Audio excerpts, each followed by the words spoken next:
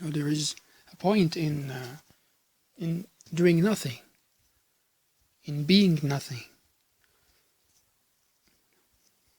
That's what the renunciate life is really for. It's not about purity as much as it is about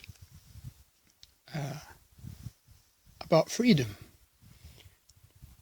I mean purity in the conventional sense, in the sense that you are some sort of an absolved creature, an absolved being, because you are not. You're only struggling, you're putting an effort to liberate yourself from the yoke of conditioned existence, but you're not yet really there. And the renunciate life is a means. It's not something that you become. That you don't become a renunciate. It's just an experience. It's a way of reaching something. And how it becomes effective in enabling us reach our goals. That happens by means of freedom. So you don't do something as a renunciate. You just stop having to do anything. You don't become someone. You stop having to be someone. That's really the heart of the renunciate experience. That's its defining characteristic. This total freedom in terms of self-identification and in terms of having to do something. It's the opposite of what many people sometimes say about or how they understand or explain the renunciate experience. It's another thing that I see in a totally different way. And there is a reason. It's not just to be free in terms of, in a conventional sense. That you're free from the responsibilities of the household life or something of that sort. It's freedom in the sense that you can really be present to whatever that is happening, and you're no longer concerned about the outcome of experience or any kind of outcome. You're no longer struggling to accomplish something beyond what you can accomplish in the present moment, and that's the the thing which defines a spiritual motivation, in distinction to mundane or secular forms of motivation. See, that you are no longer attempting to accomplish something in the future, in the sense that you're building something up. You're no longer concerned about becoming somebody in the future. That somebody is something that will be brought about by means of accomplishing something. Nor are you conditioned in your self-view and in your worldview by what you've accomplished in the past. You're free from past and future in the sense that you are who you are right now. You have what you have right now, and that's it. You're content with it. And that's the point. Contentment.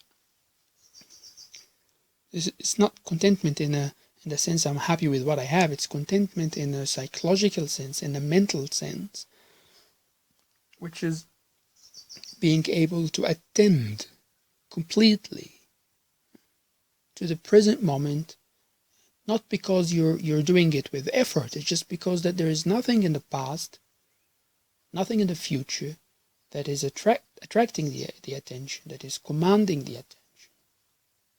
There is no need for the attention to be apprehensive or anticipating of anything that is expected to happen in the future or sought after in the future. Nor are there emotional memories or memories which challenge the cognition in the present moment, because you've liberated yourself from whomever you were in the past, whatever that you did in the past, and all the things that you had and now don't have, etc. So you enter this mental state of contentment in the sense that there is no need for you to look anywhere beyond the present moment. And that takes an incredible level of psychological freedom, which is what renunciation is for, in my understanding. It's not about discipline. It's not about self-regulation or self-restraint. No, these things are variables or factors in the renunciate experience, for sure.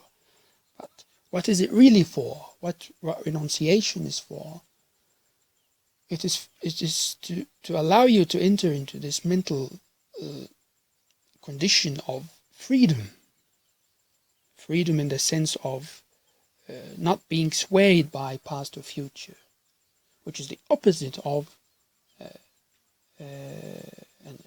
secular or mundane forms of living. That's why there is this contrast between renunciation and lay life. It's not just a value judgment. Its significance in Buddhism is that two different kinds of life exercise two significantly different forms of impact on the mental experience. A mundane form of life, it means that you're continuously conditioned by past events, and these past events are reaching towards the future also continuously. It is as if you have become reduced to a medium of a medium that is seeking something out of itself continuously. You're continuously searching after something that you haven't yet accomplished, or trying to become somebody that you are not yet yourself, or seeking to acquire something, to have something that you don't yet have. And that's on a momentary basis, and that's really why the lay life places very serious limitations on how far you could go in your practice experience.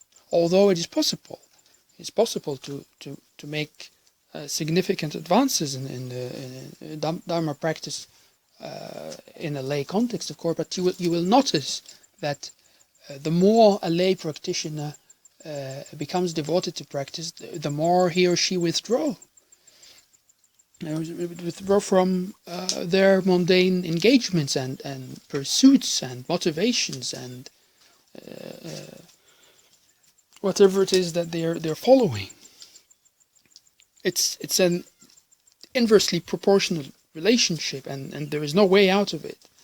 And that's how many people eventually choose to go forth and lead a renunciate life, whether in a monastic context or independently, in one form or another.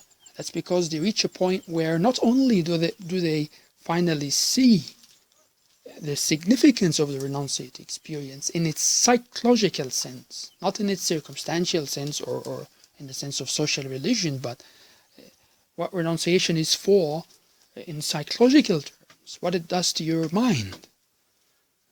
Now, they reach a point where they can no longer ignore the benefits of this, and they seek it, and they take serious measures in order to abide in it. And in many occasions reach a point where they can no longer stay in a mundane form of life or continue to pursue it. They can't do it anymore. That's because their attention and their motivation and their interest is becoming increasingly aligned with Nibbana, aligned with the goal of Buddhist practice, which is deliverance, which is Nibbana. And so you reach a point where the entire spectrum of what I call it sometimes normalcy, being normal, being a normal person is no longer working out for people like this. They can no longer stay in this condition of being normal, socially, psychologically, circumstantially in the world. They're not happy with it anymore. They're not getting anything out of it anymore. And so the important thing to understand here is that renunciation is a very important part of Buddhist practice, but that is for a psychological reason. It's for a psychological reason, and it's not just something that is to be regarded in a moral sense or in a sense of social religion. There is it is an important aspect or part of the Buddhist practice, the practice experience. Now, of course, it's having said that, it's not necessarily also all or nothing, and that's another issue that I've spoken about before. That it's possible to apply a certain extent of renunciation in one's life, even though one is not leading a renunciate way of life. And there is actually no such thing as a renunciate life and a non-renunciate life. Having understood renunciation as a psychological process, and actually as a mostly a gradual one, then you see that it's something that could appear and it comes and goes throughout our everyday life, whether we are renunciate, regard ourselves as renunciate people or not. And one of the things that proper Dhamma practice will always do is that once you make progress in it, once you apply yourself to it in earnest, it will nearly automatically conduce the attention, align the attention with increasingly renunciate perceptions, renunciate memories, renunciate ideas. And that's how one becomes gradually transformed. And that's how the attention gradually becomes realigned. It changes its allegiance from mundane or secular pursuits to transcendental and spiritual ones. And that's very much what constitutes sotapatti or stream entries, when the attention becomes fixed, irrevocably fixed on Nibbana, and it sees this dichotomy between conditioned existence and the liberation therefrom, and then it becomes fixed on that, can no longer forget that the power of this realization of this knowledge about the reality of conditioned existence and about how there is a way out of it. And another factor there in Sotapatti is the momentum. The attention is no longer, it's still wavering, it still comes and goes, and it still finds itself attracted to mundane pursuits, but it generally becomes, it's like hooked. It can change, the waves can move it here and there, and the wind can cause it to lose its ground, but it's constantly fixed. It always goes back to the point that it seeks, or the point that it is now aligned with, and it altogether is momentum. That's also something that you feel, and it's something that whether you meditate or not, you see, you feel that your attention is better than before. It's more focused, and you're able to sustain your attention on matters of spiritual nature, transcendental perception, transcendental ideas. You don't even know where they are coming from, and that's because once the attention is hooked by Nibbana in that way, it keeps going in that direction. There's nothing that could stop it after that. It keeps gathering momentum towards Nibbana. That's basically how I see Sotapatti, or what's known as stream entry. And so you see, the point I'm trying to make here is that renunciate experience as a psychological process. It's not a thing that you become.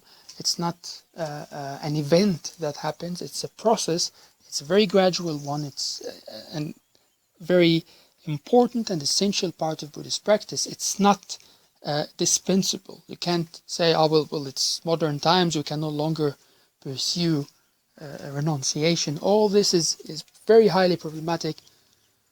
And if you really look into it, the reason these things are uttered is because renunciation is not understood as a psychological process, as a part of Dhamma practice. It's rather understood as something that you become. It's something that happens, or some kind of a situation. When you understand renunciation as a psychological process, an essential part of Buddhist practice and Dhamma practice, then you'll see that it's not all or nothing. And it starts with the very basic thing, which is a cognitive dimension, which is precisely what we're talking about here. Is understanding renunciation cognitively. You understand what is it for. And even though you cannot yet apply yourself and apply your heart to it in real life, at least you have saturated your understanding with it. And that opens the path for gradual entry into a practice that is eventually becomes of a renunciate nature, a way of life that it becomes of a renunciate nature. It starts with a cognition. It starts with understanding. And that, once sufficiently saturated, once your memories and your perceptions and your ideas are increasingly renunciate, that begins to seep, it begins to flow into the emotional experience. It begins to give rise to very important experiences such as nibbida, for example, or this withdrawal, this having had enough with mundane experiences, sensorial experiences, sensual experiences. You feel that you've had enough, that this feeling arises, sometimes is conditioned by having the cognition and the understanding saturated with understanding of renunciation and of its significance and of its role and the impact it exercises. That mere understanding is a conceptual thing, yet eventually it exercises sometimes a conditional impact on the emotion, on the mental state, which eventually allows for renunciation to become something that you're experiencing, that you're practicing, that you're abiding in. And from there that keeps increasing more and more and more. And it's really like, it's a very gradual process, and like everything else with Dhamma practice. And so that's the important 2 points here, maybe to summarize, is first is to understand renunciation as a psychological experience, and secondly, to understand that it's not all or nothing. It's you begin with the cognition, you begin even with the imagination. It takes a little bit of imagination to understand renunciation as a psychological process and not as a thing. And out of that, automatically, without effort, one becomes gradually, increasingly, or the attention becomes increasingly reoriented or realigned with renunciate pursuits, renunciate perceptions. And then, having understood this, then we can, with that understanding, we can look at all the various propositions that are now promoted by so many people on how renunciation is becoming something that is outdated, or something that can no longer be pursued, or developing alternative definitions of it, or definitions of how it is practiced. Now, once we have developed that understanding, we can look at all these propositions, and we can scrutinize them, we can criticize them with our understanding in the background.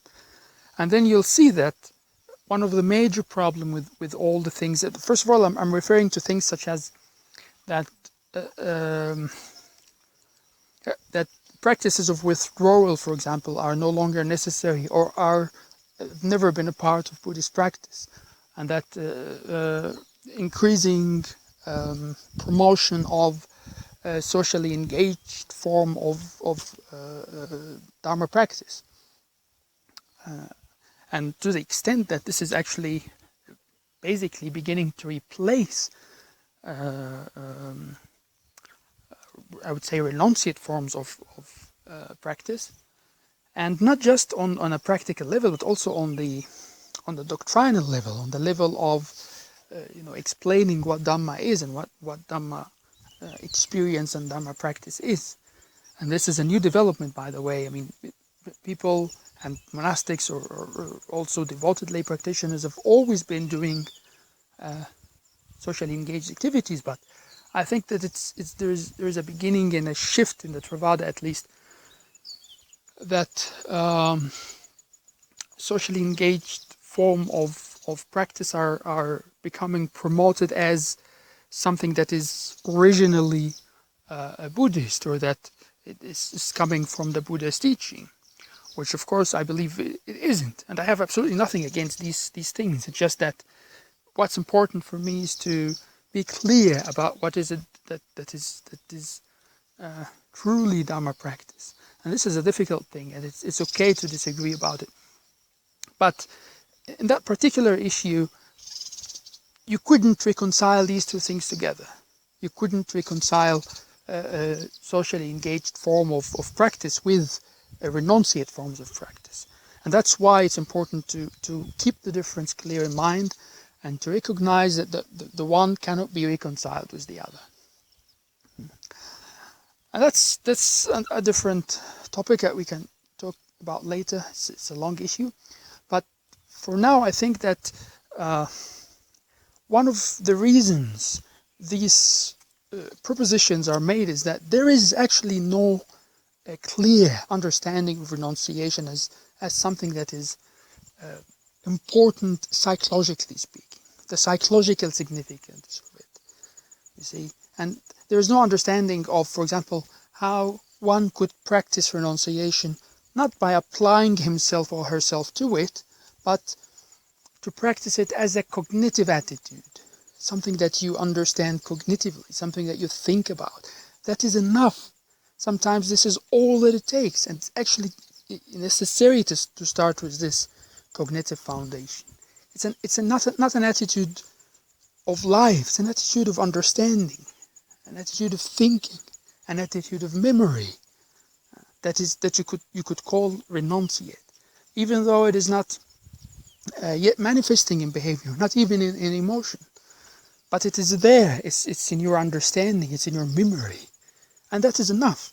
And if you develop that kind of understanding of renunciation, then you'll see that, look, it's still possible to be renunciate, even though, or to apply yourself to Dhamma as a renunciate practice. Of course, there's absolutely no question to me that the Buddha Dharma is one of the most renunciate doctrines in the world. I mean, perhaps rivaled only by Jainism. So the emphasis on renunciation is unquestionable to me, and also according to the Pali text. But we need to have a dialogue about it, and we need to have that idea of renunciation, the practice of renunciation, pass through a process of interpretation, because the present understanding of it reduces it to something that is problematic, and that is not working for many people. And of course, a renunciate life is a difficult life, and it's a very demanding life. And instead of trying to understand why we fail in it for psychological reasons. Instead, there are increasing attempts of, well, let's redefine it. Let's have it mean something else so that we can better succeed in it. You see, all this comes from a limited understanding, I believe, of renunciation as a psychological experience. And that's why I believe this is a very important issue for the propagation and survival of Dharma understanding and Dharma practice, because you couldn't do away with renunciation. You couldn't make compromises with regard to what it is, or whether it is significant, or whether it is doable or not. And I think the only way out, as far as my thinking goes and my experience goes, the only way out is to understand it in psychological terms more, and to understand its gradual nature, which is precisely the thing that we were talking about in this time. This is a very big issue, and we may possibly talk about it a little bit more later.